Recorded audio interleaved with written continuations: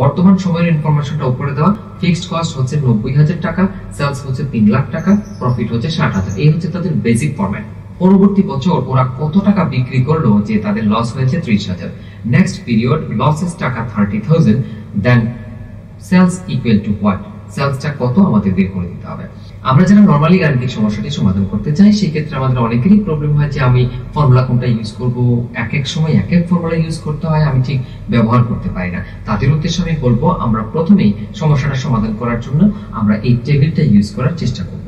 আমাদের এই টেবিলটা আমাকে অনেক সূত্র মুখস্থ করা থেকে বাঁচিয়ে দেবে, আমার অনেক ফর্মুলা, আমার অনেক জটিল সমস্যার সহজ সমাধান দিবে আমাদের এই টেবিলটি। তাহলে আমি টেবিলে মানগুলো বসাই, দেখি টেবিল আমাকে কি দিচ্ছে।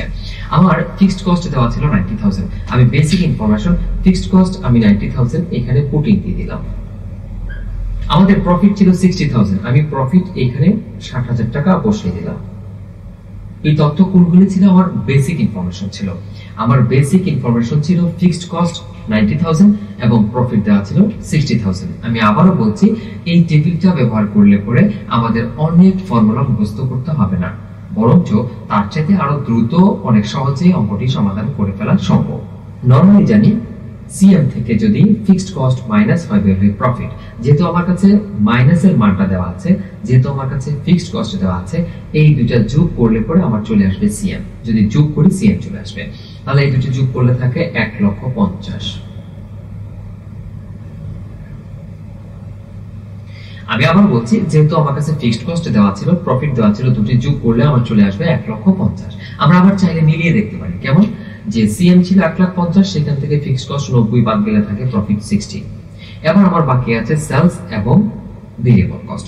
সেলস কত ছিল অঙ্কে কিন্তু বলা আছে, সেলস ছিল 3 লক্ষ। আমি এখানে 3 লক্ষ টাকা সেলস বসিয়ে দিলাম। এবার এই দুটির পার্থক্য হচ্ছে ভেরিয়েবল কস্ট। তাহলে ভেরিয়েবল কস্ট এটা এবং এটার পার্থক্য করলে ভেরিয়েবল কস্ট থাকে আমার 1,50,000। অনেকেরই প্রশ্ন থাকবে যে টেবিলটা তো আমাকে উত্তর দেয়নি, আমি টেবিলটা কেন করতে যাব? এই টেবিলটা একটা ওয়ার্কিং হিসেবে আমরা ইউজ করব এবং এটা আমাদের অনেক জটিল সমস্যার সহজ সমাধান দিবে। যেমন আমার বের করতে হবে সেলস। আমরা যখন কোনো প্রশ্নের সেলস বের করতে চাই তখন আমরা তাকে বলি টার্গেট সেলস। আমরা যখন কোনো রিকোয়ারমেন্টের সেলস বের করতে যাব আমরা দেখব ওই প্রশ্নে প্রফিট অথবা লস দেওয়া আছে কিনা।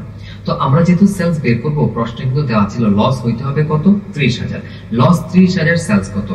লাভ এবং লসের পরিমাণ উল্লেখ করে যদি আমাদেরকে সেলস বের করতে বলে ওইটাকে আমরা বলি টার্গেট সেলস। নরমালি হচ্ছে টার্গেট সেলস। যেমন জেনারেলি যদি আমি প্রশ্ন করি যে আমার আগামী মাসে 10 লাখ টাকা লাভ লাগবে, আমার কি পরিমাণ বিক্রি করতে হবে, এটাকে আমরা বলি টার্গেট সেলস। লাভ থাকলে যেমন বের করলে আমরা টার্গেট সেলস বের করি, লস হইলে আমরা সেম ভাবে টার্গেট সেলসই বের করি। আমাদের প্রশ্ন ছিল সেলস, সো আমরা লিখব টার্গেট সেলস। আমাদেরকে যখন সেলস বের করতে বলবে আমরা অলওয়েজ এটাকে বলবো টার্গেট সেলস। আর টার্গেট সেলসের দুটি সূত্র হয়, একটি হচ্ছে টাকা এবং আরেকটি হচ্ছে ইউনিট। যেহেতু প্রশ্নে বলে না টাকা নাকি ইউনিট, আমরা টাকা বের করব। টার্গেট সেলস আর টার্গেট সেলস টাকার আমাদের ফর্মুলাটি ছিল, সেলসের মূল ফর্মুলা ছিল fixed cost minus loss divided PV ratio. যখন প্রফিট দেওয়া থাকে আমরা লিখি fixed cost plus profit divided PV ratio. Fixed cost ছিল 90,000 এবং লস দেওয়া ছিল, আমরা লস চাই 30,000। চুয়ালি আমাদের দেওয়া নাই পিভি রেশিও। যদি অঙ্কে পিভি রেশিওটা দেওয়া থাকতো আমরা শুরুতেই সমাধান করে ফেলতে পারতাম। আমাদের নিচে লাগবে পিভি রেশিও। এই পিভি রেশিও নাই বলেই আমাদের প্রবলেম হচ্ছে, আমরা এই টেবিল থেকে আবার পিভি রেশিওটা বের করতে পারবো। আর পিভি রেশিও বের করার জন্য আমাদের করণীয়, আমি ওয়ার্কিংটা করে নিচ্ছি। পিভি রেশিও, পিভি রেশিওর ফর্মুলা ছিল CM divided sales into 100। CM divided sales into 100, এটা হচ্ছে আমাদের পিভি বের করার ফর্মুলা। তো CM আমাদের এখানে ছিল 1,50,000, সেলস ছিল আমাদের 3 লক্ষ। আমাদের আনসার চলে আসে 50%।